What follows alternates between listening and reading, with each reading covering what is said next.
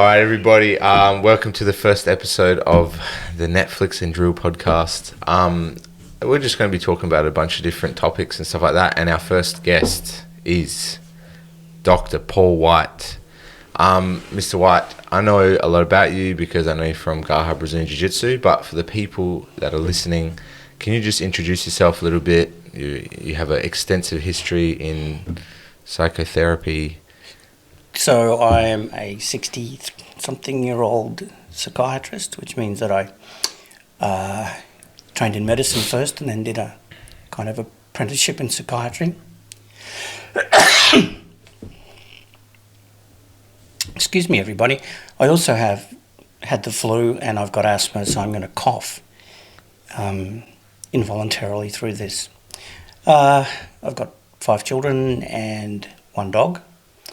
And I work looking after intellectually disabled people in a statewide service.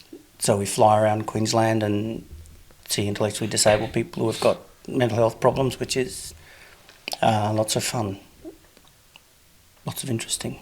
Yeah, lots of interesting stuff, I can imagine. We've talked about like a heap of different things before, but like I've always used you as kind of like a mentor a lot around a lot of just like navigating of like the mind and mentality and stuff like that. Whether it's to do with jiu-jitsu stuff. Like I remember before the Queensland State Championship, which was a month ago or something like that. I talked to you. That's all right. I talked to you about like my general approach to like competing and my aggressive nature and that type of thing, and like some of the pitfalls of that. And we kind of had a conversation about some small adjustments and stuff that we could do just in like demeanor and the way you kind of approach other people and that type of thing as well, which I found very useful. And I went there and had a much better result than, like, I've always had good results. I've always competed fairly well, but there was just a few things that I kind of struggled with that I think really came down to like, I don't know, just like an overt aggression and like this pissed off nature and stuff that kind of doesn't sit well with things, people. But it was.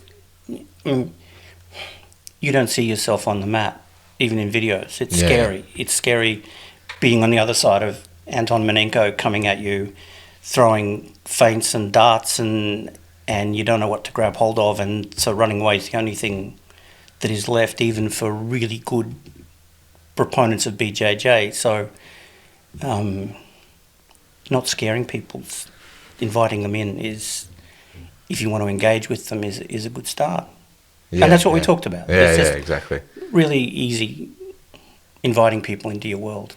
So is that like just human nature for people to be like uncomfortable around aggression, or like is that a survival mechanism? Like what's the thing that I hadn't thought of fight or flight. Okay. I would think, and then people are, and if they're going to lose, then fighting's not an option. Yeah. So running away from danger is an entirely legit way of dealing with it. It's an effective method. Yeah. It may not be the most constructive, or, if I'm facing you in BJJ, running away I'm going to last longer running away than sort of trying to go toe to toe, just because, you're an elite practitioner of it. But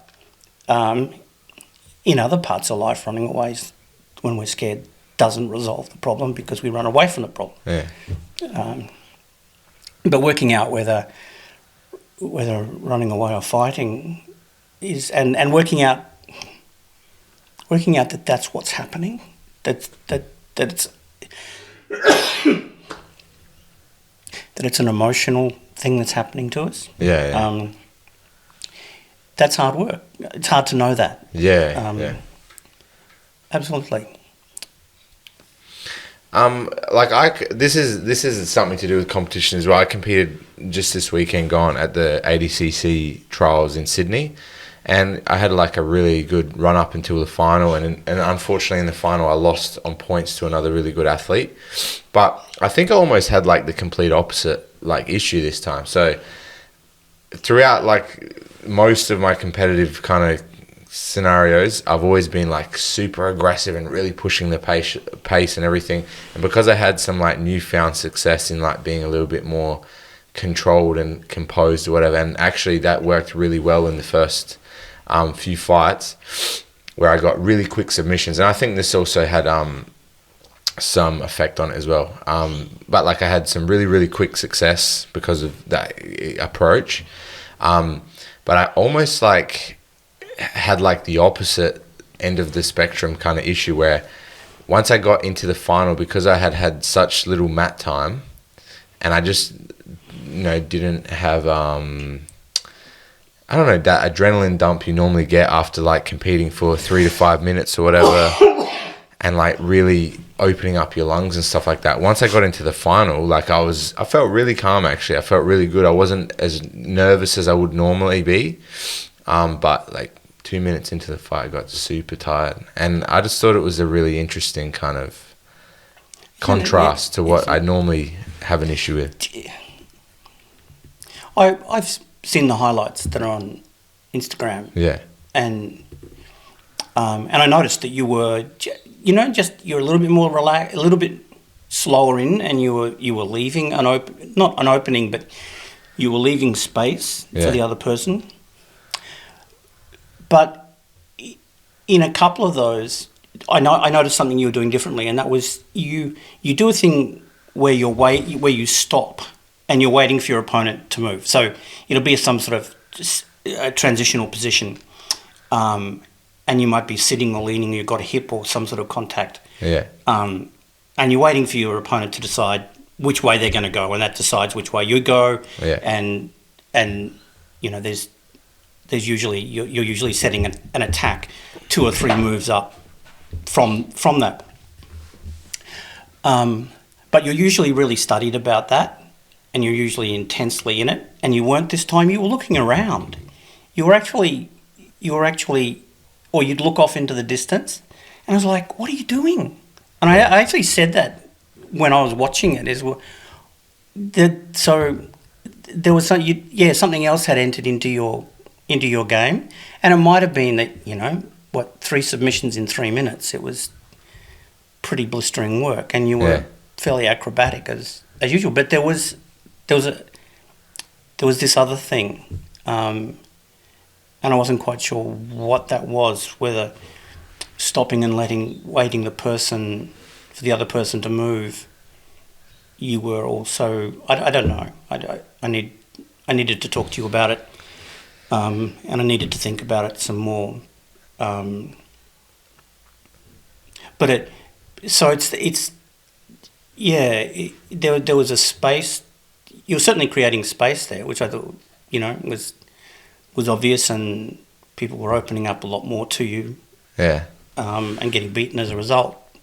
I haven't seen that last fight, but certainly. Yeah, the final was pretty one-sided, I would say. Like, I felt like pretty, like I'm still, strong and athletic and all that stuff, but it was just a very passive kind of interaction. Like, I wasn't really, I just wasn't able to do what I wanted to do, to be honest. Like, I was very lethargic and very slow to react and very, I don't know, just kind of like a step behind almost. And like, honestly, I just felt really tired and exhausted. And I know, like, there's the competition day and you're there from, 7 a.m. till, 7 p.m. or whatever. But I've never had an issue with that before. And I think actually I got so like composed and calm and relaxed. I just wasn't actually prepared for like a really intense 8 minutes all or nothing kind of bout, you know what I mean? Especially, again, like I said before, with like the 3 minutes of competition before that and 3 fights and just having really quick success. I just didn't have that same, like, I don't know, like spike in heart rate and stuff like that, and spike in adrenaline where you can come down from and you're prepared for it again. I kind of got the first hit in the final, and then it kind of really, it made it very difficult for me to like enter back into the competition. Does that make sense? But yeah, absolutely. And fighters talk about this all the time. If you're just not being there one day, the timing's off. But is that like a genetic thing, like a biological thing from like the spike in dopamine and all that type of stuff, or is it more of a psychological component, or is it a bit of both? I'm not one of these mind-brain dichotomy people. Yeah. You know, the mind and the brain are one, Okay. and so our mind and our bodies are one. Yeah. You know, so It's a combination of it all. yeah, it's everything. Now, people get sick. People get, you know, they get all sorts of things. There are so many different reasons that, because you're trying to bring everything together on the day Yeah. to compete. Yeah. Did you have to? How much weight did you have to lose? I didn't have to lose 'Cause you're anything on the day, fighting but 95? no, it was under 99. I lost a bit of weight over the 2-3 weeks prior, but like Right. I was pretty comfortably within the weight on the morning. Yeah, I felt really good. Like I have no like physical Yeah. ailments or issues or health issues that stopped me from competing. I thought I competed actually really well. I think like people started to actually see a more natural version of me, of like what I actually do in the gym. With like, you know, I just can capitalize on things almost intuitively on like scenarios. Like there's a submission there, I can just jump on it and catch it. Yeah. But just yeah, like approaching the last fight just was very, very lethargic. I don't know what the reason, because I felt fit. Like honestly, like I've been doing beep tests and running and all this stuff, and I even think like, hey, I don't think I'm unfit. I think if I did a beep test with a bunch of the individuals there, I'd do really well. Like, so I just found it really disappointing. That's probably the first thing. Whenever you lose anything, it was very disappointing. But like, yeah, man, I don't know. Like, I just felt really tired, and there's been like one or two other times where I've had that kind of tiredness in like competition stuff, where like, you know, returning from a long overseas trip and going straight into a competition 2 days later, or whatever, and being really lethargic, or, you know, cutting a bunch of weight, which I lost before, maybe 13 plus kilos in a couple of weeks. Same thing, you get there and you feel good like mentally, but the moment you high five and go, your body's not responding to how you're thinking. So it can't crank up. Yeah, I wouldn't overthink it. Honestly, I think you know, competitors have on days and off days. Yeah. And if it was a pattern, if you had a couple of fights like that, then I'd be, oh, well, you know, needs thinking about. But a one-off like that, particularly after day one which was pretty impressive. You know, you're back to doing flying. There was no flying Uchimata, but other than that, it was flying submissions and stuff. Yeah. So I think we can overthink things like that. It's we all do that. We all look for reasons. We all look for not excuses, but reasons that stuff happen. And often it's just it's the background noise of being a human being, being alive. And you know, you can look all you want, but it doesn't happen. And you waste time trying to rationalize, trying to work out what it was. What could have I done differently when I got up on Sunday morning that would have made a whole difference to the difference between winning and losing, when there would have been so many different things going on there. Mm-hmm. I mean, the fact, you know, even if I just think about it, when was the last time that you had to go 8 minutes in a fight, in a hard fight? Yeah, I know. It hasn't been. It'd be literally be years, wouldn't it? With COVID. Yeah, maybe. Yeah. That makes that. I mean, it makes the world a difference to you and your opponent, who I assume was fighting in Sydney. Was he from Sydney? No. So the athlete that I fought with, he's like, he's, I think, you know, stays in Sydney, but like they kind of go to the US and train with a few other, you know. But it's a hometown, not home. I don't say hometown advantage, but being at home makes huge difference. Yeah. You don't know that because there are no big.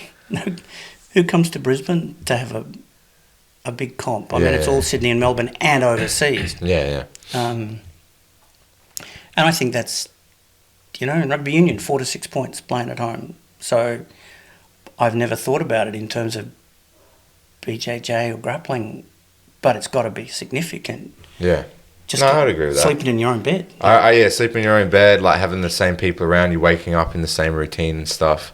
It definitely makes an effect. Like you're saying, that's probably the best like examples to use is, you know, NRL or rugby union or even AFL. Like when people play at home, they do way better. Like naturally, it's hard to beat teams at home. You know what I mean? It's on the road is when most people lose, and there's a lot of data behind all that too. So I mean, there are actual numbers. Yeah, you're right.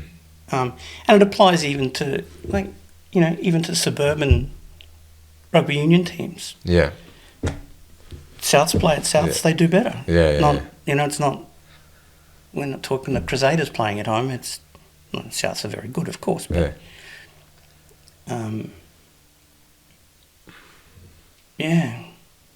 I think this is like some interesting stuff here because like to do with like the rationalizing of stuff. Like I've definitely done that with you before, like talking about this stuff now. Like I'll also, you know, use your experience in the world and life, and a lot of guys that you know, train jiu-jitsu and stuff. It's a very open kind of like format of like, I don't know about mentorship, but like people offered their advice when you ask and stuff, and a lot of people have a lot of different backgrounds and stuff, and it's been very interesting. And like something that I've really found like super like positive and resourceful and stuff like is going and talking to a lot of the male practitioners that have been doing jiu-jitsu for a long period of time, that have families, that have wives and long time, you know, relationships and stuff like that. And you know, just drawing from their experiences and their understandings and stuff like that. And like it's a little bit different because of the experience that I think a lot of younger guys are having. Like this is again going more into like the relationship dynamics and stuff like that. But I think there's a bit of a disconnect of like what young dudes are dealing with in terms of dating compared to like some of the individuals that I talked with, and it was always really positive talking to everyone because they just give you such a important perspective. And whether it's jiu-jitsu, whether it's psychology, whether it's like, oh, you need to, you know, start to do things with your money and your finances. Relationships, I think, is one of the key areas that people kind of fixate on and kind of think about because it's such a important, meaningful thing in everybody's life. And like even the travel that I've done recently, like I think like a lot of people in the West are really struggling in that area, like around like getting along with somebody of the opposite sex and finding I don't know what the word is, like a functional or sustainable balance between like being selfish and also like being able to deal with another human being. And this might not even be with just like romantic relationships. I think, you know, any relationship, friendship, interaction with another human being. But like I've always used a lot of the stuff that you can offer in terms of like advice and stuff, and I've really always appreciated that, particularly around relationships and stuff too, because I think when, you know, you have relationships that don't work out well, whatever, you can try to rationalize why it didn't work out or blame yourself or think that absolutely you know, there's something wrong with you or all that type of thing. But you know, a lot of the time it's just like incompatibility or like you know, people have got, you know, a lot of deeper issues that you can't really resolve for them and stuff like that. And look, I think there are a lot of issues around this type of stuff and a lot of, I don't know the word, but like people just aren't educated on how to deal with human beings anymore, I would say. I think people... No, but they've never been. We're actually better now than we used to be. See, I don't know, man, because even like, look, I'm sure you can prove that to some extent, but like, so for example, like if I go to a third world country where people are even less educated, that have less understanding about things, I would say that they generally kind of fall into like natural practices that seem to work in a synergy between the sexes better. I don't know why that is, but it just seems that way. See, I think it's a matter of survival. I think like because you don't have a choice, you just choose to make it work. You know what I mean? Whereas I would argue that right. I don't think you can know that. And when you survey, when you look at, cultural patterns across geography and across time, the commonalities are the strongest. That, if you, as far back as you can go, people have been people. Yeah. And some of them are fun and interesting and easy to get on with, and some of them are dickheads. And you've heard my aphorism that I believe that 10% of the human race in any culture at any time in any place are dickheads. And I think it's more than that. I think it's way more than that. And most people then go, it's a lot more than that. Well, I'm going to stick with my 10%, okay. but I'll give you 15. Yeah. I'll give you 15. Yeah. I would go the inverse, man. I'd say 80% of people are dickheads, 20% of people are normal, or like what's normal, but like more genuine or whatever. The pedo rule: 15% of population attribute about 85% of the grief, but I'll give you 15%. Yeah. But yeah, so I mean, so it doesn't matter whether they're Christian fundamentalists or Liberation Army people or whatever. There'll be some of them are good people and some of them aren't. Yeah. And it's the same with all human beings. If you look at the history of the family, like our nuclear family, 2 parents, 2 children, is a largely post-war phenomena. There was, it's been around in that model for a long time, but people move in and out of, when mortality rates were much higher, it was not uncommon for people to be remarried numerous times. One of my favourite characters in literature, Alison, the wife of Bath in Chaucer. Yeah. She'd had 5 husbands. Yeah. Yeah, the first 2 were rich. She was pretty, they were rich, they died. The third beat her up and he died mysteriously in the night. Yeah. With a knife to the neck or something, huh? Well, she does admit that she might have killed him a bit dead. Yeah. And that's, I don't know, late 15th century.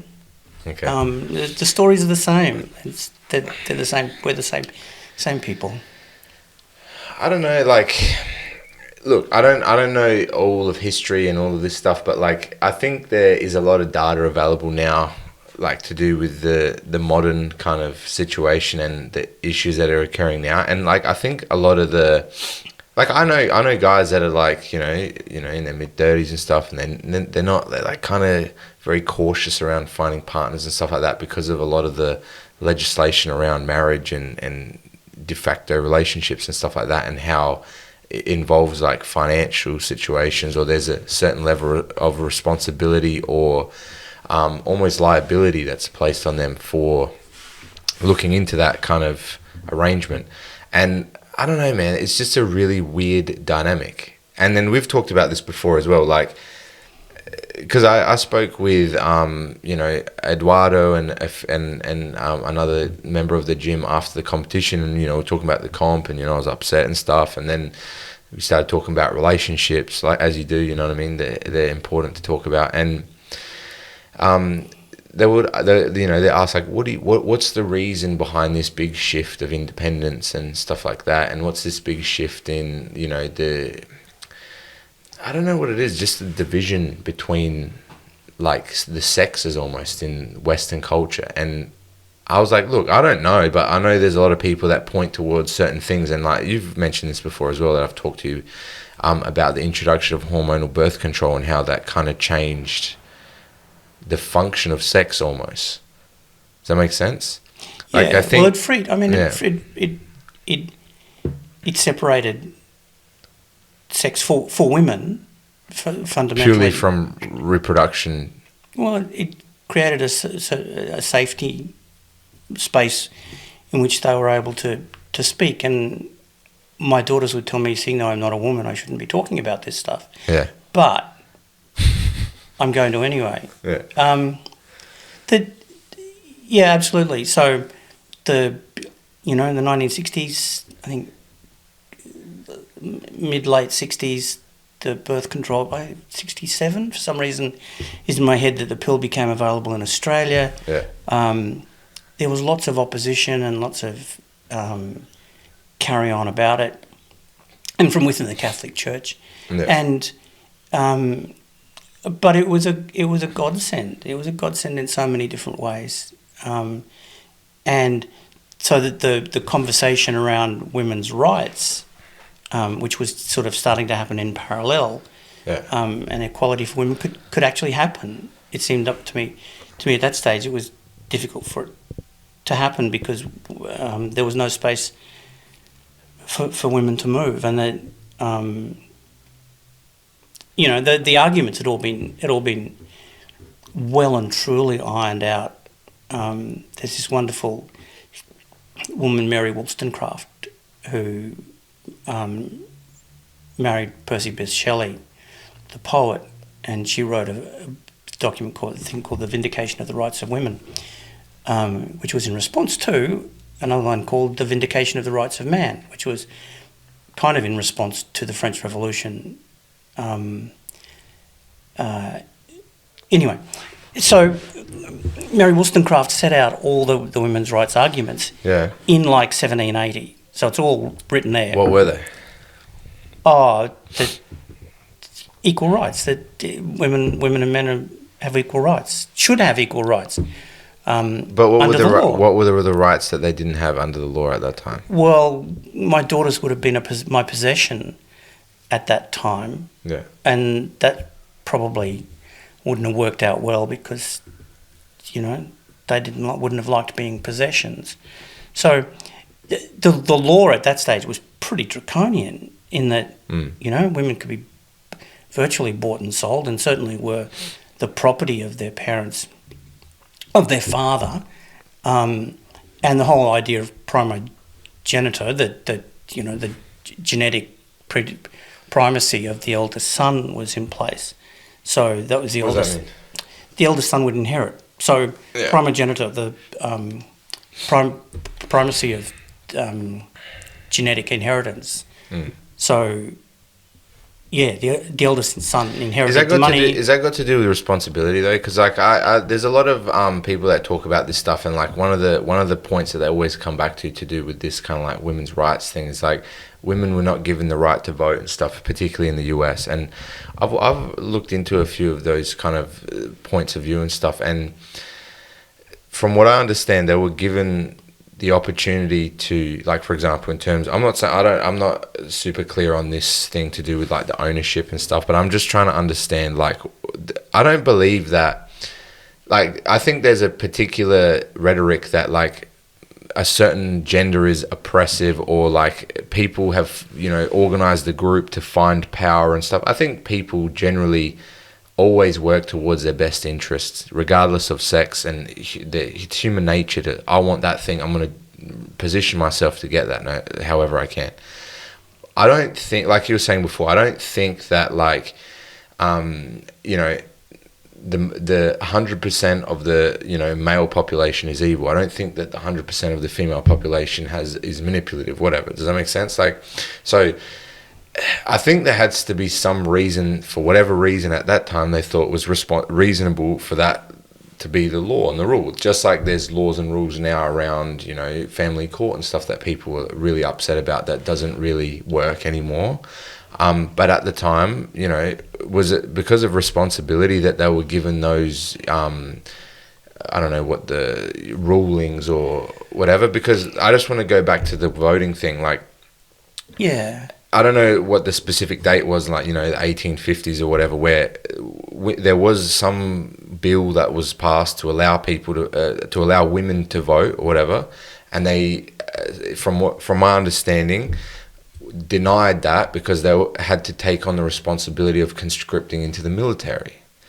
And only when it came around again, when they passed the bill, but they removed the responsibility of women conscripting into the military, which is what happens in the US now. They're allowed to vote, but they don't have the responsibility of entering the military like an 18-year-old male does in the US. I know that's different here in Australia, but as an 18-year-old male, you have to sign up for the selective service in the US. So I just, like, because I'm trying to understand, like, equality and all this stuff, but it just seems as if there's a lot of exceptions made based on gender, and it doesn't really create this equality that like the whole movement is about. Does that make sense? I think you're conflating a whole lot of different issues there, Yeah. which are, which then becomes for me a little bit confusing. Yeah. If you go back, I'm just saying, like, from what I understand is like responsibility is the key deciding factor on how they make certain like rulings and stuff like that. For example, if I impregnate somebody now, all right, I'm fully responsible for that, but I've been removed any like tangible power in that situation if I'm not of a certain sex. Let's go back before that. Yeah. I'm just thinking in my head. I'm not going to take you back and make you tell me whether you believe in God or not. Yeah. We're going to go to. Let's go.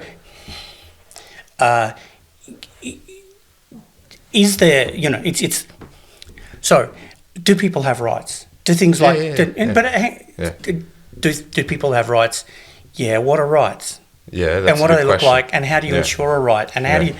So people talk. I don't believe in rights. I think the whole idea of human rights is a complete and utter anathema, and that it creates more trouble than it's worth. Okay. I'm not saying that people shouldn't be treated kindly and with dignity and respect at every opportunity, because yes, that's what I try to do. Yeah. But I think that saying it's my human right, you're then left with, and then what? Human right for what? Yeah. So it's my now, but a big part of my life is the Convention on the Rights of the Disabled Person, which was ratified by Australia 20 years or so ago, and that's been really helpful in some ways. But it still gets down to an argument of we signed the CRPD, and people look at you and go, "Yep," and they go, "Well, you can't do what you're doing," and they go, "Yep, we can. There is nothing to stop us." If it's what's the CRPD for? It's Convention on the Rights of the Disabled Person. Okay. So it's a United Nations convention that Australia was a signatory to 20 years ago. Yeah. In my work with people with a disability, it's really important. Yeah. And it has established some baseline ways of engaging with people with a disability and what's acceptable, what's not acceptable, kind of thing. And guidelines. So when I started off doing this 30 years ago, extreme brutality and like really fucked up stuff was normal, was common. commonplace. It was just so. Part of it was just so brutal. Yeah. And it was a weekly thing that I get confronted with, gross brutality and that kind of. In some ways, I was young and stupid, and I liked hitting people. So, it was a space in which I could move with a bit of what I thought was legitimacy. But so if you've got, so the whole notion of, and this is in philosophy, it's a big drama is, like I'm going to go with a virtues based. There's a whole school of philosophy. And look, I'm not a philosopher. I'm an enthusiastic amateur. Yeah. With all of the likelihood of messing that up that comes with that, but I just don't know that the notion of human rights has pushed some things a long way, but ultimately it's law. Now, if the laws are enacted in the name of human rights, that's okay, but it still wasn't necessarily a real thing. Yeah. We treat people equally because the law says we have to, and because we get fined or we go to jail if we don't. Yeah. Not because of some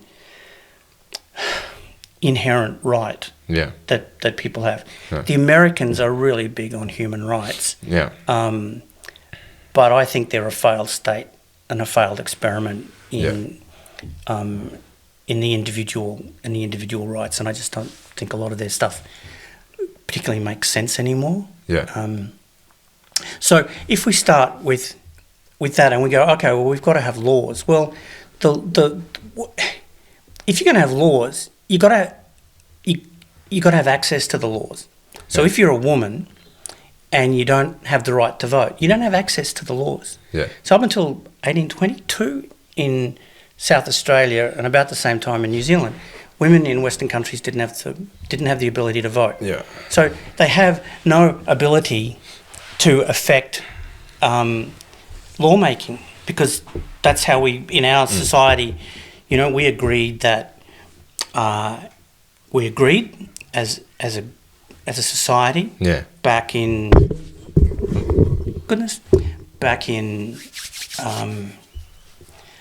back when, that we were going to have a society where we voted, and because in societies you got all these tensions. Yeah. And all these decision making, the rich and the poor, Yeah. the king, parliament, the courts, the state, all of those things, and as the Americans found with Donald Trump, you got to have some tension between all of those things, so that when one of them goes out of shape, the rest of it sort of pulls it back. So with Trump, he's a dick. He went out, tried to bend everything out of shape, but he couldn't do too much, because it all ends up in their courts, or it ends up in Parliament, and then Biden comes in and goes, well, everything Trump did is now, I'm going to sign a bit that says, all of his regulations are taken apart, and he did. So for women, it was about getting the right to vote, and that enters them into another part of the conversation. Yeah. So the part of the conversation that I'm trying to get to, though, is I think it doesn't make sense, though, for people to ask for the same type of treatment, the same type of whatever, if they're not willing to accept the responsibility of that treatment, of that right, of that law, of that whatever. And this is the part that I think a lot of dudes that are engaging in modern dating and stuff like that have a bit of a confusion about. For example, we can talk about the thing that I talked before about reproduction. So if you look at pretty much most of the Western countries, once your DNA leaves your body, you have no responsibility in terms of or no power over what happens to that. And I know this is a very polemic and controversial. Sorry, after my DNA leaves my body. Yeah, so for example, if you... What am I sticking my dick in here? Yeah, correct, to another human being. But okay. Well, I'm glad it's a human being. Yeah, and not a goat, exactly. But what I'm saying is if you... Oh my gracious pumpkins. Yeah, if it's in a pumpkin, and somebody scoops that out of the pumpkin, puts it inside their own body, you've lost all control over what happens with that DNA now. Does that make sense? Yes, I have. Yeah. I've lost control of so many more things than just my DNA. But okay, let's the point is now, if somebody's impregnated by that DNA, I'm still responsible for that DNA, but I have no ability to impart any amount of control or anything to do with that DNA. Does that make sense? And just hang on. This is I just think it's interesting. You rarely render me speechless. In this occasion, I'm trying to. So, when you for example, if you were with a chick, right? Can I just suggest? Yeah. Well, we're not going to go around impregnating women. No. But that's not the point. We're going to seek informed consent from them. Yeah, of course. Considering all of that, all of the political, the laws and everything's abided by, all the political correctness is done. You ask them to touch their leg first. It's not politically correct. Excuse me, madam. Can I please touch your shin bone and pull down your stockings, madam? Stop it, Anton. I'm getting excited. And you do all that kind of good old stuff. You are such a romantic. I am a romantic, that's right. But you do all that, right? And then the deed is done, and the deed isn't done. It's not. The deed's not done. What's the deed? I did it. Yeah, of course. I did her. I know, but both people are involved in that, right? It's not you chose to have sex with her, so now the DNA that you've left in that person is you have no. There's no. You lose any amount of decision making. Whatever happened to love making and romance? And yeah, I agree. That's important. But that's not the point. Though. The point is about the responsibility. It's not a transactional relationship. It's far more fundamental than that. I know, but there's laws that make it like That's divided. because Does that make sense? That's White's about the law, right- yeah. 10% of the population are dickheads. So the law is there for the 10% of population who are dickheads who go around. But the point is this, though. The point is this: is regardless if only 10% of people are gonna make that an issue, anybody has the ability to make that an issue, and this is what people kind of fixate on and get annoyed by, upset with, and are worried about. That's why a lot of people are afraid of doing certain things. But that's not got to do with equal rights. That's to do with... No, but it's not. I'm not talking about rights. I'm just Yes. talking about responsibility and the difference in responsibility based on the laws that are intact. Does that make sense? Yeah. I'm more talking about responsibility. Yeah. Like, again, I know that there's waves of power that change through sex and class and whatever, and that's happened throughout history. And what I'm trying to mention now is like this whole push for equality, I think, is completely overbalanced. And what's happening with a lot of people now is there's certain laws that are set up or rules that are in place that are not based on equality or anything like that at all. They're actually unilateral control or power in one gender or in one class or in one whatever. And I think what happens when that occurs is you get a lot of tension, and it's you're starting to notice it more and more and more. Within that argument, that argument works okay if you're talking about a sexual relationship between two people.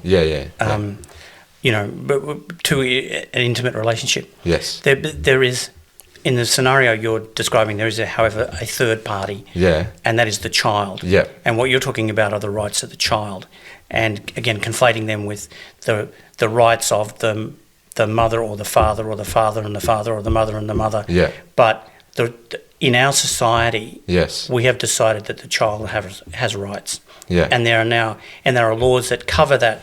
So these laws around the relationship and about child support and about who's in charge of parenting, they're generated from the child, not from the two protagonists, the two adults. Yeah. Because people will fuck up children's lives out of spite, anger, whatever. Everybody emotion. loves their children. Yeah. But there are some people, historically, men who just bail and who from the situation, and then there's a child. It's not that the mother child suffers from the lack of child support, but I mean she does. But that's because she gives all her money to the child, and there's lots of studies that show that mothers go hungry before their children do. Yeah, I would agree with that whole thing, like historically, but I don't think that's an issue now. And this is kind of like the point. Like it is. I promise you, because I've done lots of work with child safety and child protection. I will promise you, it is still a problem. What, because that the men just 10% of men are dicks. And they leave and they dodge and they hide and they change their names and they have other children with other women. Yeah, but like I also can give up like statistics based on that type of thing as well. But like there's a bunch of women that actively go out and have relationships with men and then they divorce those men, because 80% of divorce is initiated by women. It's a one-gendered approach to divorce, and I believe that it's not like around morality. Like I believe that, again, because of the ways the law is set up, a lot of men stay in their marriages based off of finances and stuff like that too. But like leaving a particular individual for the way you feel or whatever, that's not in the best interest of the child either, in my opinion. And like that's initiated from one gender as well. So I don't think that it's that men are bad. Are there 10% of men that are horrible? Absolutely. Are there 10% of women that are horrible? Yeah, probably. Yeah, absolutely. But what I'm saying is I think the freedom or the liberation or whatever, it has repercussions, and a lot of the repercussions is that it fucks up the next generation, because I do believe that men and women complement each other in a stable relationship, and that's the best scenario for raising or rearing any children. But I think it's almost promoted now that like independence and like putting yourself first and this individualism and stuff that you kind of talked about with like the US and stuff is really crept into most Western cultures and stuff like that. And I don't believe that that's helpful for children and building a better generation and all that type of thing. And it's the same type of thing. Like there's a bunch of men that change their name and do this and do that and all that type of thing. And there's a bunch of women that marry this guy and get a divorce and have a kid, and then marry the next guy and get a divorce and have a kid, and marry the next guy and get a divorce and have a kid. And then they just reap the financial benefit of all those scenarios. Because White's Law, 10% of people in any cultural group... But it's not 10% if 80% of the women initiating divorce. Does that make sense? Ow! That's an Australian statistic too. That's not... I don't know the statistic. I'm happy to go with it, but I'm not happy with that 80% then being applied to the 10% of people who are dickheads, because there are many, many reasons that people get divorced. Probably as many reasons as there are relationships from which people get divorced.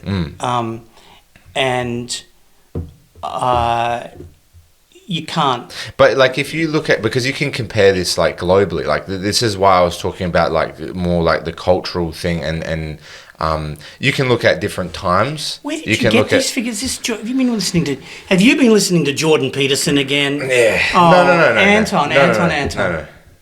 Like, man, I will listen to that. I'll listen to whoever. But like, I believe in data. I don't believe in like 80% women initiate 80%. Yeah. Where's that from? Have a Google. It's on there somewhere. Oh, I can send you a link to it after we finish here. But my phone's the only correlation they found with like men initiating divorce was if the men were younger than the women, that there was a strong link to them initiating divorce at a higher rate.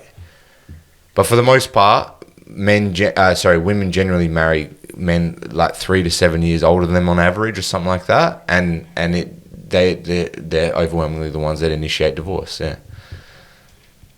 But like I think like all of this data is really interesting and important, because like if you have Tim, can you look this up, please? Because look it up. This is actually an Australian study, by the way. So it's you'll find it fairly easily, probably like rate of divorce or whatever it is. But like even if you look at the Australian statistics for like marriage and birth and all that type of stuff, that's consistently going down. The birth rate's consistently going down, and that's happening globally a lot. I think it's not only. Hang on. There's another that the global birth rate is not going down. No, not the global birth rate of Western societies.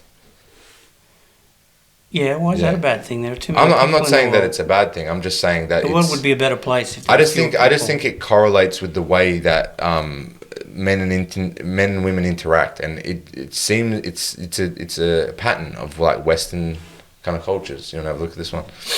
Is he right? There's one on the bottom there. Yeah. Jesus Christ! It's a 7. I can see 70 there. 70%. The Whiteley Law Firm. I don't know. Wait, I'll send you the link of what I actually found later on. That's something that you can confirm or deny later. But Sexual Health Australia says that 40% of divorces are initiated by who? By women. Okay. Oh, hang on. Women are the main I'll get you the main initiator. It's like 78%, it's 80%, something like that. But however, over the last 20 years, the number of joint applicants for divorce has been increasing. Yeah. In 2007. There's a bunch of data and stuff, and I tend to believe data and statistics and stuff. Like, for example, I want to see your studies. All right, I'll send them to you. But just for people listening out there, this is what you do when you're losing an argument. Yeah. Is you just give me your studies. Show me your stats. You're going to quote stats at me. I want to see the studies. I want to see them, and then I'm going to discredit the study. Absolutely, I want to see the methodology, so I can pull it apart and go, "That's not true." Yeah, that's completely falsified. You found this in the back of a cereal box. Where were we? Like the initiation of divorce and stuff. But like even here, like the rate of divorce, like over the last 100 years or 50 years or whatever, has changed massively. And I know it's like a massive cultural shift and independence. The law changed. The law changed as well. Absolutely. Yeah, women stopped being a possession, and they had the uncontested divorce. You can actually bring a divorce without having to back when I was, they used to have. And I absolutely understand that, but what I'm saying is I don't think people understand the repercussion of these changes. I'm not saying that they're bad changes. I'm not saying that they're incorrect changes. I'm just saying when you, like for example, with the birth control, when you change the function of something that's existed like that for a long period of time, whether it's good or bad, there's a major repercussion to that. Yeah. And we don't know what that's going to be like because it's never been like that before. No different to high rate of divorce. No different to, pick another social issue. Mario Kart. Yeah, Mario Kart, whatever. And what I'm saying is like another one that's very polemic and very controversial is a sexualization of, yourself and liberated sexualization of whatever it is. OnlyFans, blah, blah, blah, whatever. Accept me for me, regardless of what I do. And again, there's a lot of data and information around that doesn't, lead to long-term marriages. Long-term marriages, because they're, less common, it leads to more issues with children. For example, single-parent households have a highly increased rate of all sorts of social issues and violence and aggression. Households were, if we go back pre 1940s, single-parent households were very common because one of the people had died these days. It's because people separate, but I don't know that. But like, do they still have the same incidence of issue, like being violent and aggressive or whatever, or you just don't have the ability to... Historically, those things weren't measured. I mean, what you can do is go back... in England, you can go back to a thing called the Newgate calendars. Newgate at London, and it was Newgate. It's actually a gate in the London Wall where they had the... where the courthouses are now. And they used to have the thing called the Newgate calendar, which was a list of all the people who'd been prosecuted and convicted and stuff. Yeah. And that goes back to about 1600, I think. And there's a fair bit of domestic violence going on there, but it's characterised as spoiling of goods and the like because women weren't people. Yeah. But yeah, so I mean, and child sexual abuse is there, and paedophilia and all those sorts of things. Now, different contexts in that people had to bring their own prosecution. So you could only do that if you were relatively wealthy. So the measurements are incredibly inexact and don't carry across. Yeah. But the fact is that those things existed for as long as we've got records of those things existing. And they absolutely do. They exist now as well. I just think, now this is an even more extreme topic. If you talk about like SA and GRAP, we're going to say grape because you're not allowed to use certain terms on the internet, otherwise you get flagged or whatever. Really? Okay. Yeah, so... what's SA? I can go... sexual assault. So... Okay. No, it's fine, but like that's fine. Oh, I see. SA. That's fine. Yeah, SA. So, again, there's a bunch of data and statistics and stuff out there, and then you have to understand because I watched like there's like the main statistic that you hear in the US, which is like 1 in 5 or something like that, particularly with college campuses and all this type of thing, right? And then you look into the study and what they actually included in that. And it was a phone survey of like 10,000 people. Yeah. And if they had a date that they didn't like and the guy, was a bit pushy about what he wanted to do, that was SA. If the guy left gifts at the house that was unwanted, that was SA. And it's just like, okay, that's a little bit there are those studies that were dodgy. There are also studies giving figures of 1 in 3. In Australia, it was 1 in 3 female university students in their first year. And they, it was physical contact, and they had, really high levels of things like digital penetration. And digital? Okay. I thought you meant digital as in online. I was like, what? No. So I absolutely, some of those studies, particularly from the States, were... because I looked at the Australian like statistics and stuff like that, and I tried to find like an actual differentiation between SA and grape, and there wasn't one until I look back to 2003, where there's like a hard data of grape, and it's point zero, it's like 0.75%, so it's less than 1% of like actual digital penetration, whatever, right? And then they have the SA inclusion of that, and it's like 35% or something like that. As with all sexual offending statistics, grossly underreport the actual prevalence of because people don't report it. So, but there's a massive like, and again, like, I know that there, and this goes back to domestic violence and stuff and all this type of stuff too. I think people try to make out like that one particular sex is more victimized or whatever, and there are. But the thing is like, human nature is a real thing. You know what I mean? I would say that men are generally more aggressive than women, or more violent, and they've always been that way. That was a mechanism of survival in history or whatever. Is that right? No, it's just the way it is. Do dogs bark? Yeah, they do. They're part of their nature. But I don't think that you can use that as like a reason to vilify a particular gender, because, for example, something that a lot of people don't know, that like same-sex domestic violence is highest in two female partners. That's actually the highest rate of domestic violence out of all of the different. So then you say that all of this violence is my fault because I'm a man. Yeah, correct, but that doesn't make sense if the highest Why rate am I of more violence. violent than my sisters? I wouldn't say that you are. I would say that men generally prioritize like aggression as their response to like, I don't know, like fight or flight, whereas women more probably have the flight response, I would say, based off of genetics or evolution, because you haven't been able to physically defend yourself. You had to run and hide or scream or whatever. A dude would pull out his sword, all right, for the most part. I'm not saying that all men are like that or all women are like that. I'm not saying that at all. I'd just say genetically you tend to lean towards certain things. Why isn't that my mother's fault for telling me to man up, get out there and tackle, go low? Look, it could be a portion of that too, but I think there is a genetic component as well. I don't think, of course, I don't think you are.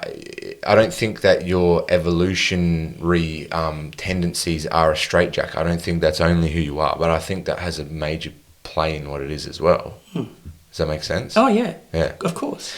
And I think even this idea is kind of almost like removed from reality these days. Almost like I think almost this statement that's saying that we're vastly different and we're not the same is almost an argumentative topic now. But there's a real difference. The nature-nurture argument that you're defining there, that's been going on for as long as people knew there were genes. And it used to be temperament or predisposition. That's in the that goes back in the literature for thousands of years. For as long as there's literature.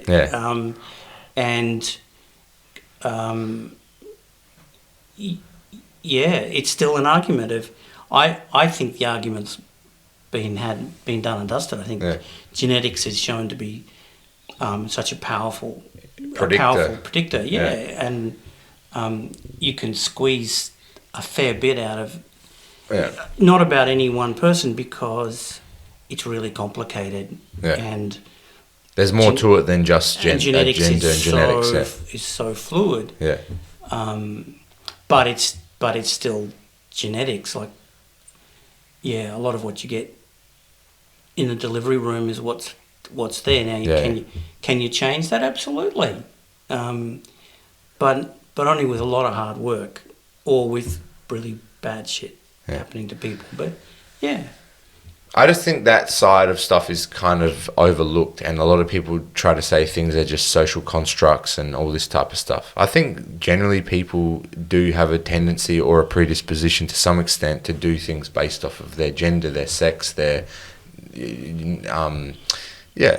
genetics, like you're saying, to some extent. There's also things that are ingrained in culture and in personal experience, all that type of stuff as well. you know, whether it's the violent stuff, whether it's nurturing, like your maternal skills or your, you know, assertiveness or whatever, that it's learned, and also genetic disposition to some extent. But I do think that, like, it's common for people to kind of demonize, vilify certain behaviors. And I think it goes back to kind of like what I was saying before. It's just, I don't think anything's inherently evil or bad. There's times aggression's important. There's times where you need to protect yourself, and aggression would be very helpful for you. There's times where certain ways of behaving are good, and there's times where it's bad. I don't believe that one thing is inherently evil. Does that make sense? There are, yeah. But of course, except to, like extreme scenarios that we genocide's usually a bad thing. That's a bad Child thing. sexual abuse is usually a bad thing. Yeah. Well, it's an interesting area of argument of in morality is where do you draw the line? Where and I kind of go, well, there are some things that of course, you know, in any culture at any time, it's just kind of bad. But yeah, I accept your point with that caveat. I just think that, like, a lot of dudes get a bad rap for being assertive or whatever, but if someone that's female does that, they're empowered and strong or whatever. So I just think I think double standards are normal. I really do think they are. I think, like, reality is probably sexist as much as we don't want it to be. It's not fair that I'm stronger than most women. There's some women that are just as strong as me and way stronger, but for the most part, I'm physically stronger than a woman of the same age and you know, whatever. Yeah. Is that fair? No, it's not fair. Well, it's not. But women can give birth, and I can't. It shouldn't be a moral issue either. No, I don't think it is a moral issue. The issue of fairness doesn't arise. It just is. Yeah, correct. But I think a lot of people, through, like, this view of equality, are trying to create fairness in everything, and it's not possible. Does that make sense? Yeah, except that you're using specifics in a sort of general term earlier on, but that's... Like what? What was I saying? Around the issues of fairness and taking specific issues about whether, is this fair or is this not fair? Yeah. And you can always, I mean, again, it's the system. You can always find things that are fair and unfair in any social system, and that's why we have, you know, politics and civil discourse and why laws are always getting passed and changed, because everything is always moving and people are moving, and the idea of our social, you know, Hobbes wrote a book. So philosopher Thomas Hobbes in late 15, early 16, wrote a book called Leviathan, and what he set out to do was try to find, which became really, really important. I just can't remember the dates, but what he was trying to do was find out, okay, are there common points on which we can agree in, even if we're, you know, I don't know, Pauline Hanson or Adam Bant or, you know, Communist Party or ultra-right, whatever, that we can agree on that we think are an important part of what we would want our society to look like and how our society is governed. Do we want an autocrat? Do we want one person, you know, a philosopher king? Do we want to be ruled by one person, or and how do we reduce the number of I forget the expression I think he used was touch points or fracture points, where we come together and there's social discord and there's violence and bad shit happening to people, and what he decided, what he argued, was that it was probably possible, and people then went on to pinch bits of his stuff for the American Constitution and probably even our own Constitution. Certainly the Brits used it in their stuff as well.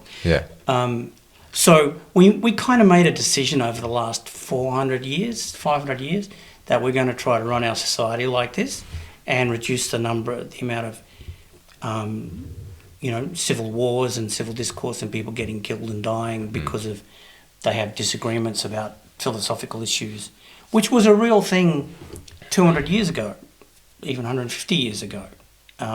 So we've got some of that out of, the chances of somebody marching on Canberra with A military. is reduced. It's not. Do you know what I think though? Like I think this has got to do with like this type of thing. Though, is like I don't think you can supersede. You can't really change human nature. You can't suppress emotion. You can't suppress aggression. So all I would say around like that type of violence is I think people just became way more passive aggressive. Well, you can give them different outlets and yeah. Absolutely. Like absolutely. if everyone was doing boxing and stuff, if everyone had a different like avenue for aggression that was more productive or whatever, then I would agree with you. But I don't think a lot of people elect to do that. But that's why BJJ is a road to sainthood. Yeah. It's because... Yeah, because you channel that aggression and violence into something more productive. It's not even as easy as channeling it. I think when we meet a lot of people... Now, you probably know the character of the people in your classes a lot better than I do because you actually go to them.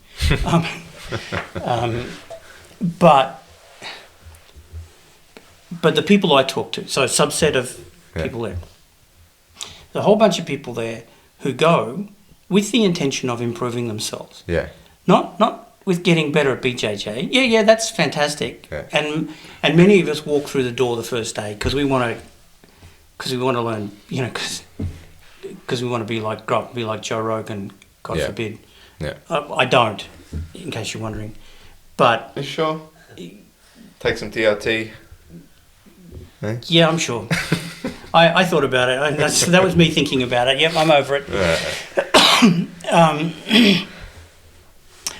I think that many people there are there because they're just trying to be better people, and that rolling on the mats and learning techniques that's what happens when you're looking. But the bit when you're not looking is that you lose weight, you get better at jiu-jitsu, blah blah blah. No, they turn into better people. Yeah, people change. They get of course, and the ones who stick, like you see. So it is a subgroup. Yeah. But the guys that I've seen for 12 years now, they're better people, and I've been that's saying because this on the BJJ 101 stuff for we ages. come together, and back around 1900, before AA, AA derived from a thing called the Oxford groups, and they started this thing up in Oxford University where people would get together once or twice a week in a group of people, and they would sit around for an hour and they would talk, and the sole aim of the group was to improve themselves as human beings.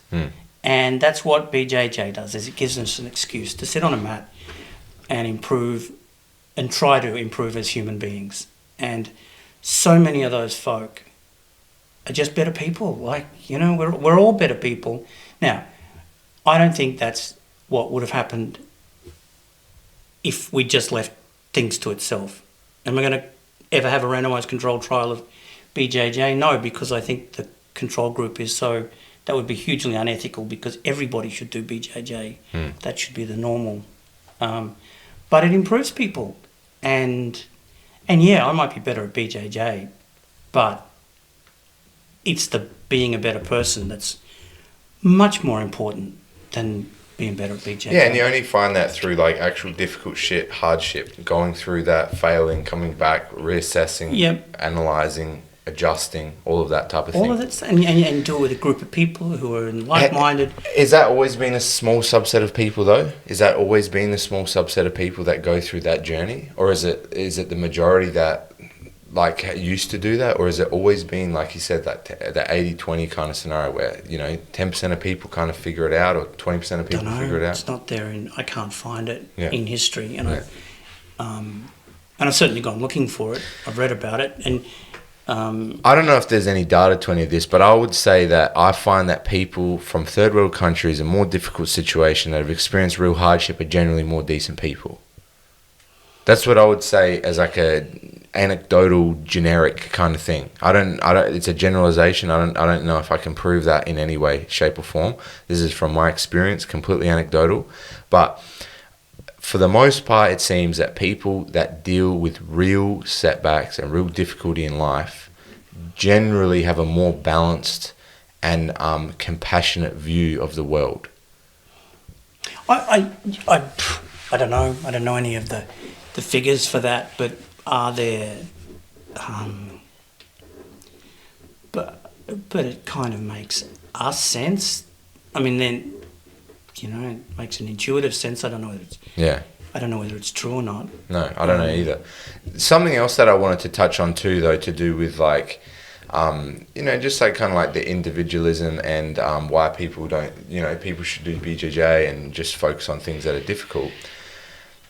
I see a real difference, again, anecdotal, I can't prove it in any way, shape or form. Maybe you can, maybe there's some studies there, but there's a massive prioritization of emotional thinking or emotional reacting in the West compared to the more non-Western countries that I've seen. I'm not saying that it exists. I'm just saying I seem to notice a difference in that.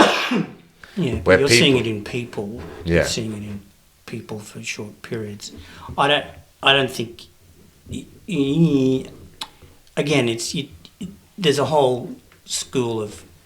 I mean, those transcultural studies, I don't know anything about, and generally, you're talking about very large groups of people and making generalisations about them. One of the reasons I don't know a lot about it is because it hasn't seemed to have been.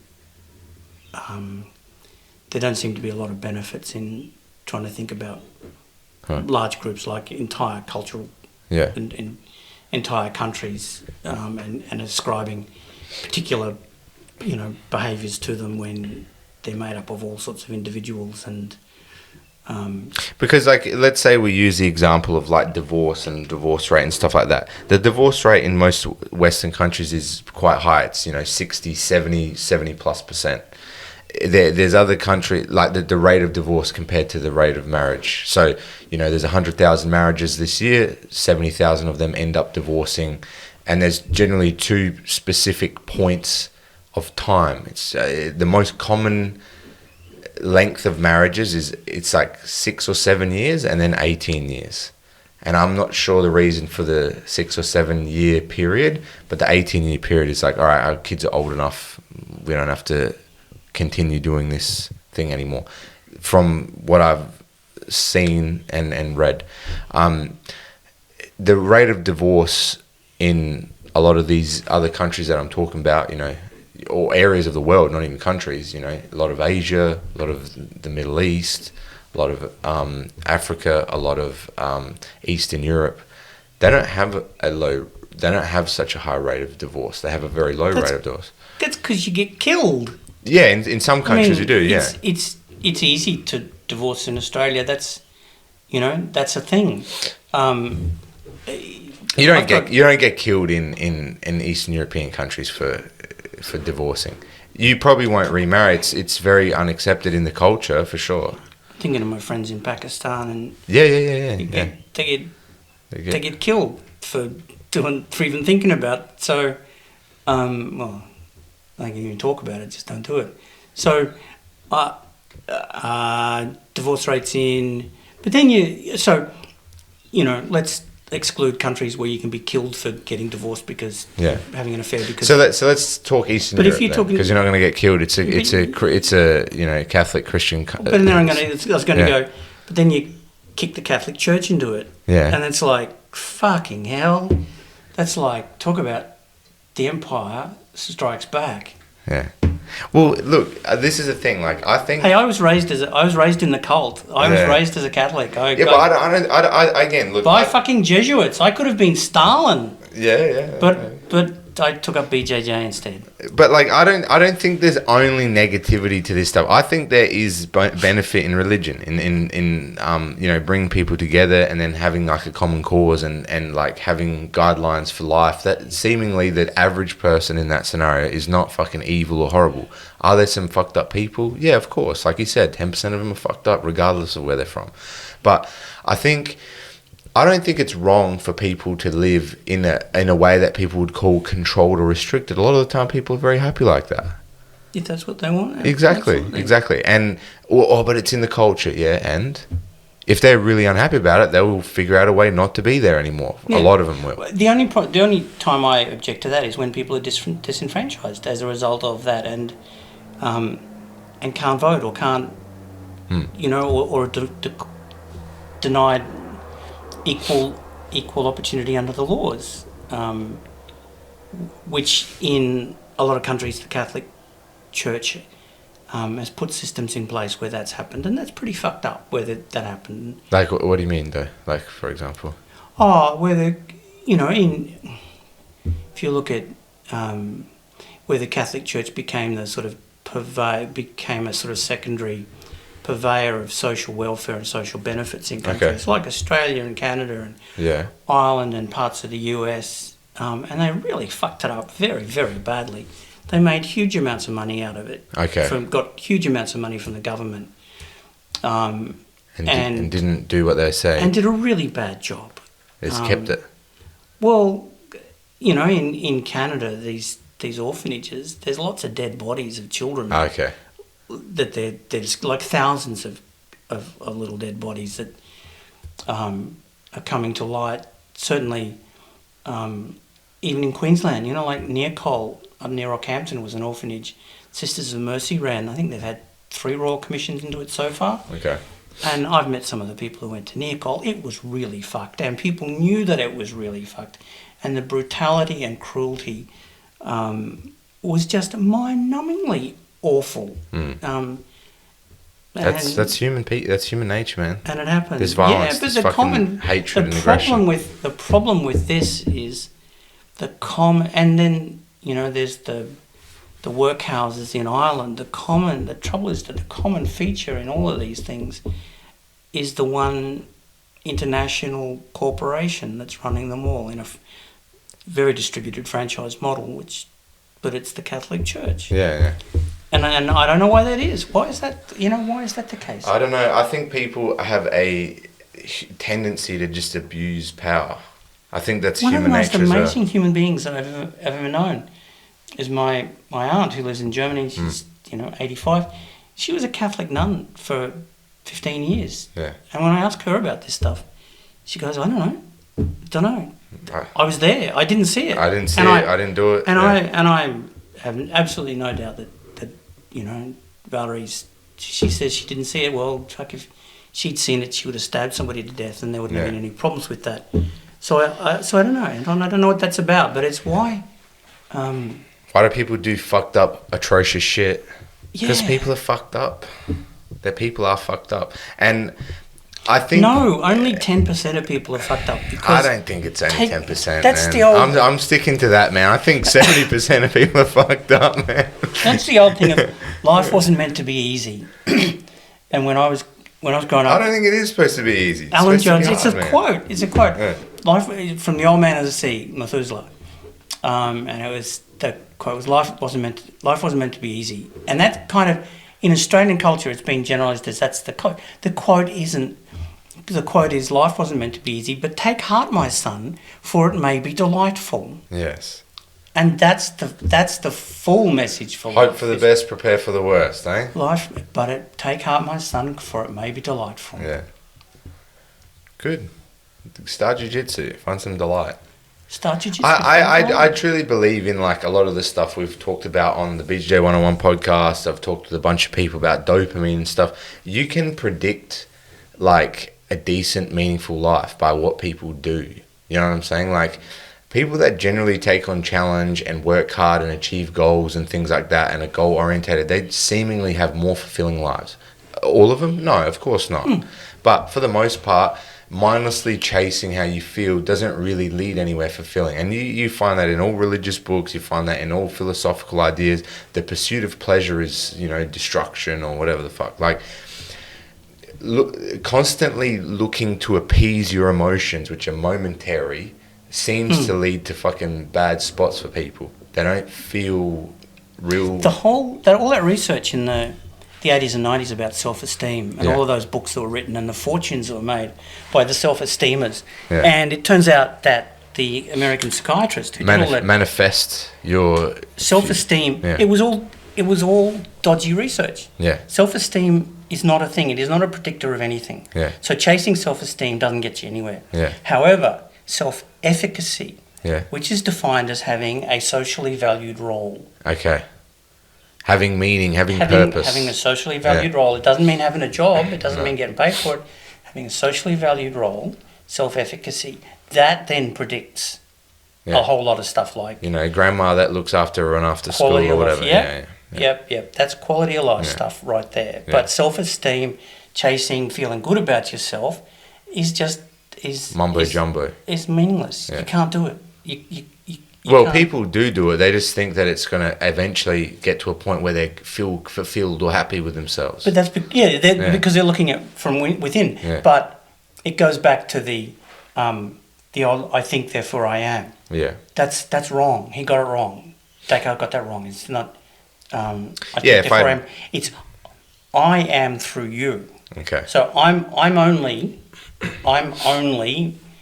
me through you. If I don't have a you or a Tim then I'm not this me. Yeah. And so it's about having it's about social relationship. It's not about I think that's a really important point, man, because if I'm going to be honest, I would say that 90% of the shit that you see online, woke culture, all this stuff is always about putting yourself first. Yeah. But the issue is the way people put themselves first is through the fulfillment of themselves, self-esteem, self-esteem, manifesting their existence, meditating on how amazing. If you meditate and believe it hard enough, it will happen in your life. Yeah. No, it fucking won't. No, it won't.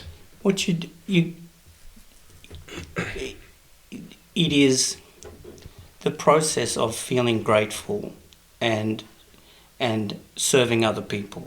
But that is putting yourself first. You know what I'm saying? I think people just have to reframe how they look at things. Do you know what I'm saying? Like I believe that helping other people makes you feel great. That's selfish. And like even the way people use language, there's so many words that are so like triggering and upsetting and vile. Manipulation. Oh, you're manipulating. Yeah, everybody manipulates every day, every moment they speak, every word they say, every baby's cry to get picked up off the floor is manipulation. Yeah. Do you know what I'm saying? Like, but the way people look at things or the way they understand things, they got to kind of figure out a way to reframe their programming, their psychological programming to find a way that's more serving to actually something more substantial and more fulfilling.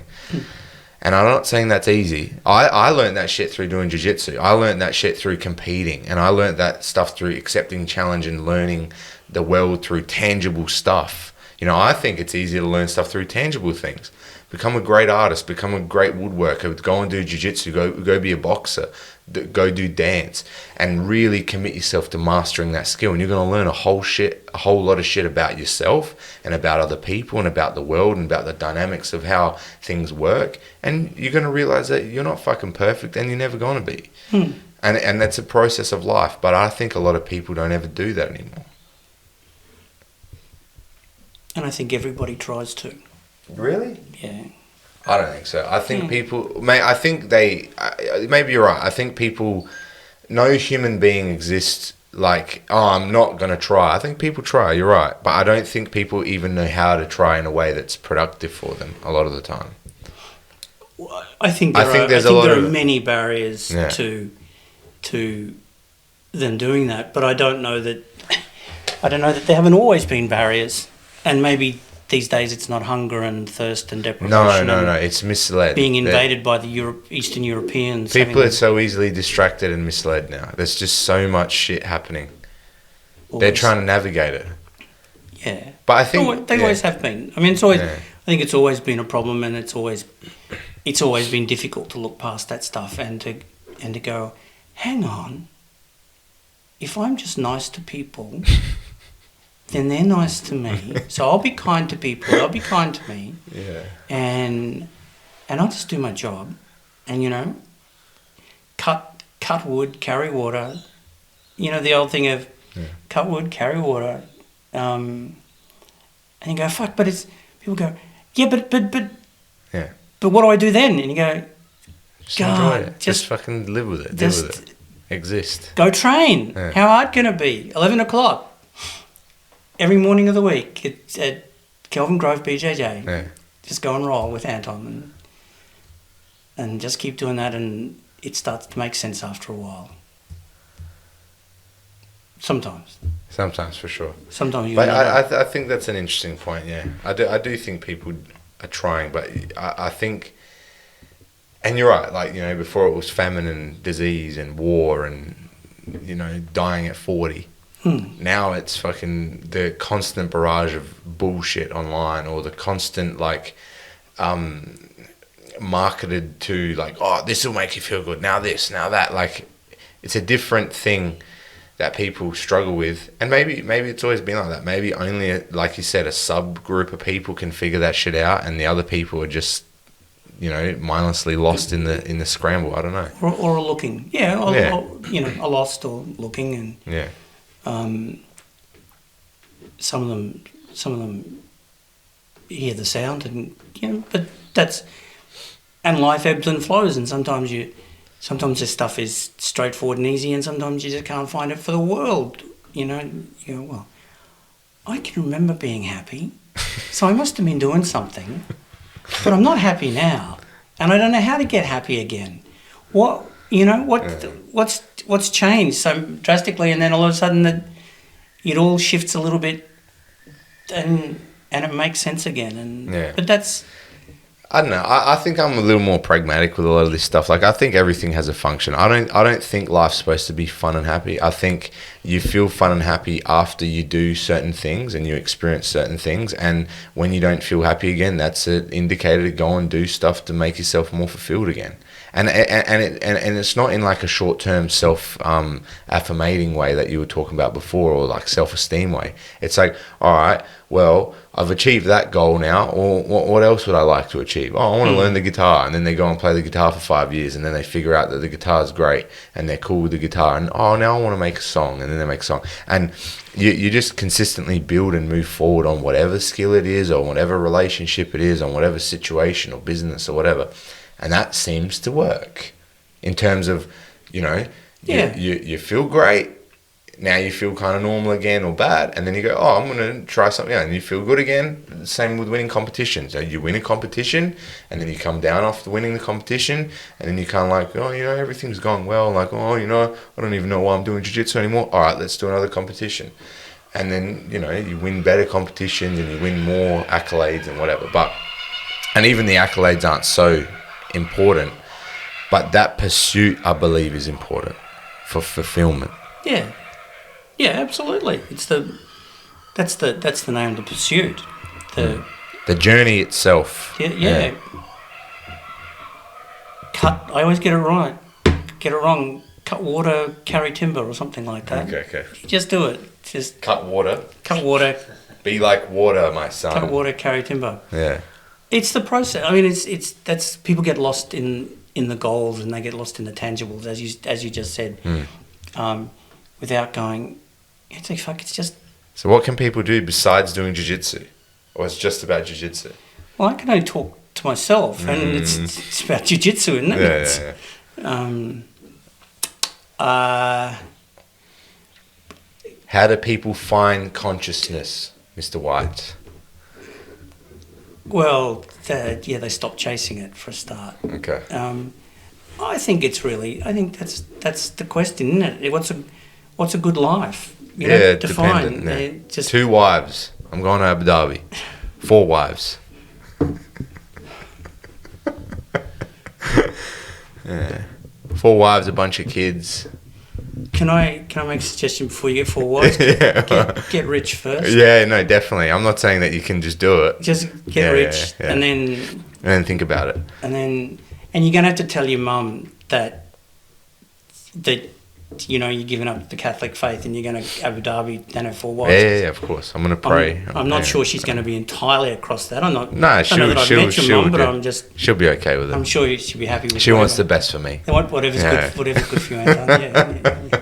You and your immortal soul, which will be burning in hell forever. Yeah, exactly. Haram. Eh? I don't know, man. I don't know what it is. I'm still stuck with the 4 wives. Or? What a hell of a time to finish the podcast. If you burning in hell. I've got to think of a happy. Yeah. Something happier than that. 4 wives. Yeah. Well, no. I can't see. That's. God. I can't. You could go and live in Utah. Yeah. Go there. Yeah. Salt Lake City, Utah. Yeah, I'll be a Mormon. I'll be Amish, whatever. I think that's. I'm happy to live without electronics. No more podcasts. You get a. Till the fields. Can you Abu Dhabi? You can probably get a job. You're not going to get a. Yeah. Is BJJ Qatar, wherever. Is BJJ big in Utah? No, probably not. You could make a big gym there then. I don't know how they deal with the technology though. The Mormons are okay with it. The Amish, I don't think so. Well, you can do BJJ without electricity. Without technology, can't you? Yeah, you can. I don't know. I just don't know how many people are going to be paying for it, but yeah. You're busy tilling the fields and planting stuff. Be swapping it, bartering it for pumpkins and stuff. Put your posts in. Yeah. And milking the cows and everything. Putting the barn up. Yeah. I'm happily open to barn jiu-jitsu, no dramas. Oh dear. Barn jiu-jitsu, fully clothed Amish, long dresses. Well, ankles covered. I don't believe in ankles covered. Yeah, absolutely. You know me, I don't believe in naked BJJ. It's creepy. That's for your own personal. I refuse to time. do that. Yeah. Or BJJ in your undies like that. No gi stuff. I think like honestly, like if you just talk to the average person, what they really want is a significant person of the opposite sex to somewhat create some amount of it doesn't even have to be family, just like connection and like companionship with. I think that's what people want. People want companionship, especially in the West. I think people are really lonely here, man. That's my thing of I am me through you. Yeah. You know, I agree. I need a person to I would say most people do want families and children. I don't think people realize at the time. I think a lot of people would prioritize that stuff if they understood like it is difficult, right? It's hard, but it's truly, a different experience. Like everybody talks about it. Like once they have a kid, they start to have a different perspective on the world and life. Oh, it's a very different, enlightening experience that everybody talks about. It's like, I thought it would be like this, and then once I have a kid, it's like, no, everything is devoted to this living being that came from me. Oh my God! So I think a lot of people, the way they find fulfillment is to learn how to deal with the opposite sex, understand the opposite sex, be able to interact with each other positively and work for a common goal. I don't think people have common goals anymore because of like the individualism and the selfishness and all that stuff. It's not about I am me through somebody else. Yeah. It's I am me through what I'm going to achieve and how impressive I'm going to be. Yeah. And I don't think that's really that fulfilling. No, it's not. Yeah. No. So it's completely unfulfilling. Find jiu-jitsu and then, I don't know, figure out something to do with companionship with someone of the opposite sex. That's the hard part. I don't think it has to be the opposite sex though. But no, it doesn't. Friendships and stuff too. But intimate partner. But I would say most people want, of course, like if, their sexual orientation is different, of course, but I would say that, most people are generally hetero, and the people that are hetero, they want someone of the opposite sex, and that seems to be the most difficult, based on the data and stuff we know about in like a lot of the Western nations, that seems to be the most difficult thing to navigate. They can't hang out together forever, for long. I've had a couple of gay friends who had a really hard time finding Guys as well. guys to settle Yeah. down with. Yeah, probably. Um, That's a small all men portion are of people. All men are bastards, even gay men. Yeah, so- yeah, they are. They are. So find one that you're willing to accept the bastardry from. That's the fucking problem. You know what I mean? Yeah, but it's a problem for everybody. Mm. Um, You But told me this ages ago, and I thought it was really insightful. You were like, all right, well, what's your IQ? And I don't know. All right, well, let's give you this number. So now you're already, in the top. You're in the 40%, right? All right, and now your age, cut that in half, and now, oh, you want a woman, right? All right, cut that in half. Now you want somebody that's non-disabled. Now cut that in half, and now you want somebody that's attractive. Cut that in half again. Now you want somebody that's not actually, gay. They're hetero as well. All right, cut that in half. All right, there's 3 people in Brisbane that fit your demographic. Absolutely. Good luck. Yeah. And you know what I mean? And it's funny because it's true. But a lot of people don't understand this. I don't know, like numeracy or whatever. Like everybody thinks they're just going to find this amazing person or whatever, and sometimes they even find the people, but for whatever reason they cannot put aside certain things or whatever, and they're like, oh, I'll just find someone else. No, you won't. Yeah. You won't. It's hard work. It's Yeah. hard work. Absolutely. Yeah. I probably said that to you at BJJ. You did, You'd be like- and this was a Probably couple of left you years in the ago. car park, just drove away, and he said, "Bye, Anton, and good luck." No, you did exactly that. We were talking out the front there. There goes one. Yes. You're down to 2. Now there's 2. All right, she's got a partner. All right, shit, 1 left. Yeah. So, yeah, man, it's interesting. I just think people need to, like you said, I am me through someone else. Like, be more compassionate about what you can do for other people, and even like a lot of people say this about like relationships. Instead of looking for this amazing person, turn yourself into the type of individual you want to be, and along that pursuit, probably someone will come along. Maybe not. Hopefully they do. And a lot of the time you find somebody that, that isn't perfect. That's life, man. They're not supposed to be. Well, You got to understand that every human being, everything, every whatever you do has negative associated with it. Maybe they're amazing in all these areas, but they're extremely critical. Maybe they're all amazing in these areas, but they talk in a way that's abrasive and not very nice. Whatever. It doesn't matter what human being you find, what job you select, whatever. You're going to find something you dislike about it. And even when you fix that, you're going to fucking notice something else you don't like. That's a portion of life. drives me nuts. My wife is always right. Mm. Drives me nuts. Mm. And it's actually true. Well, she's correct more of the time than I am. It's like, That's annoying, eh? oh, fuck, it's It's fucking annoying. absolutely infuriating. And there's nothing you can do about it. No. If they're right, they're right. You're You like, can't that's do it. I'm going to be correct more of the time. No, I'm not. Damn. It's unfortunate. Bugger. Yes. I don't know. I just think, I think these types of conversations are important to have about all this stuff, because I truly believe, because I do Airbnb now. I have people from different countries come and stay here, and guys that are of my age, even a little bit older, that are single and or dating or whatever, they all have the same experience in the West, about how difficult it is, how argumentative and abrasive that interaction is, and it doesn't need to be. You know what I mean? I just think people need more compassion. And yeah, all right, there's bad people, there's bad women, there's bad men, of course, but learn about this individual. And almost it seems like because of what people are promoting, and whether it's about anything, we always looking for the most negative aspects of stuff.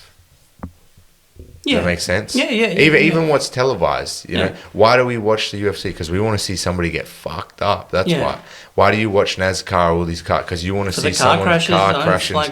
We always fixate on the negative, but we don't, appreciate all the amazing positivities as well.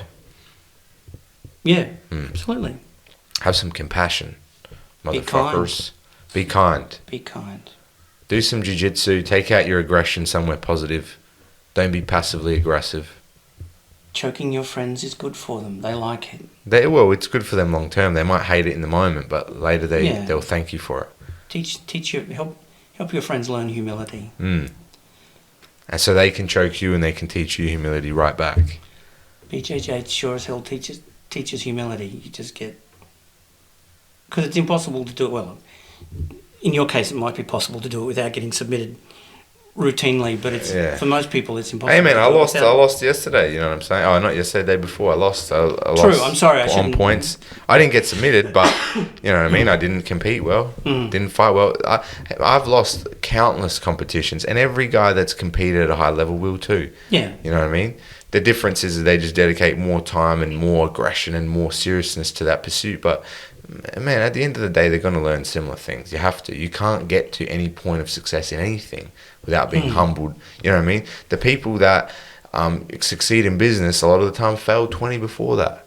Absolutely. You know what I mean? The people that succeed in marriage failed 3 times before that, maybe. Who knows? Got a You know good what I'm friend saying? who successful in business. 22 businesses he failed before he got to one that worked, and I think that for the entrepreneurs, that's a sort of fairly standard number.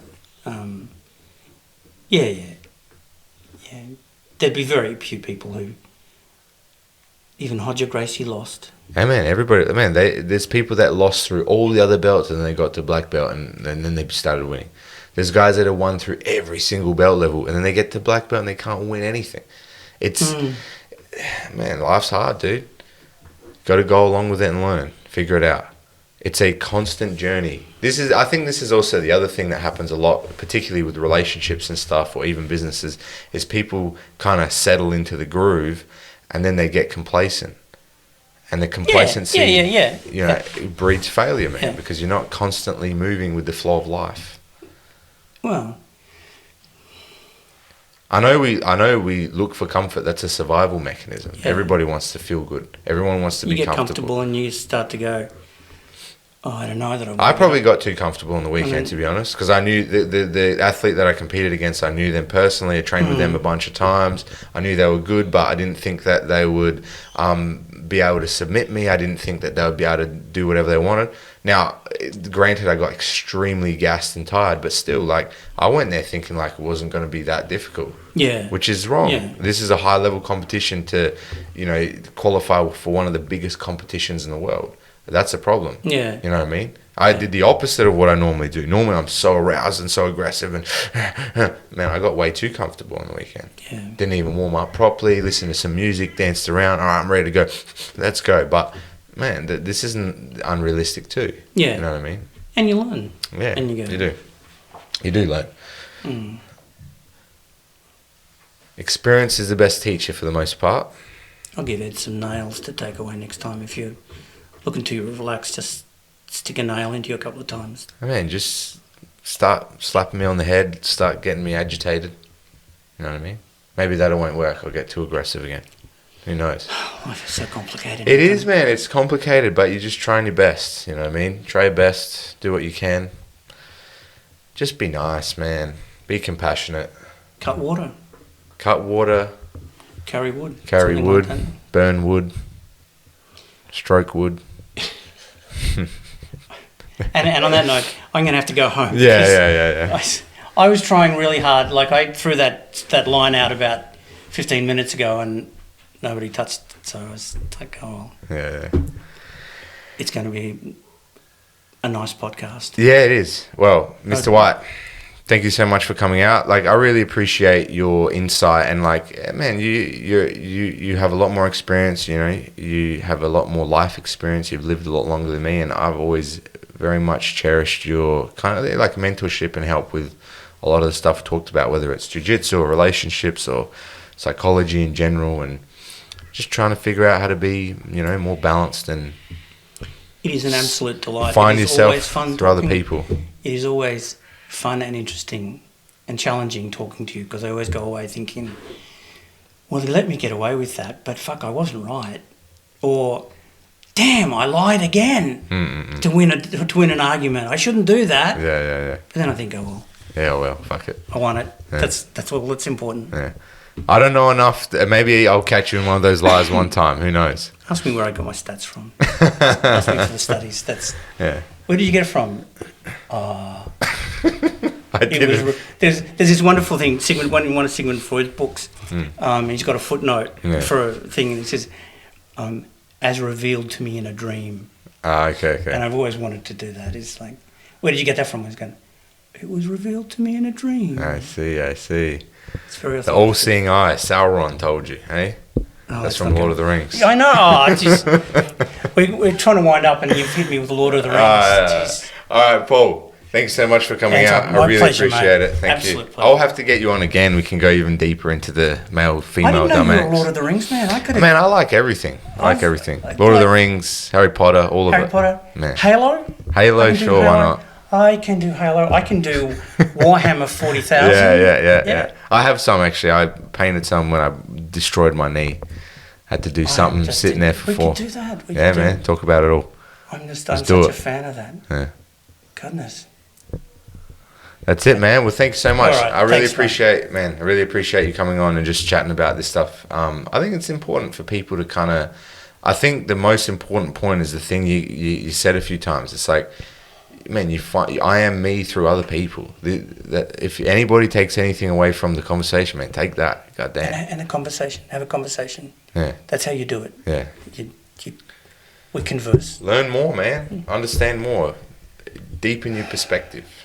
And go train. And go train. Go train and talk to people that are cool. Us. Us. That's it.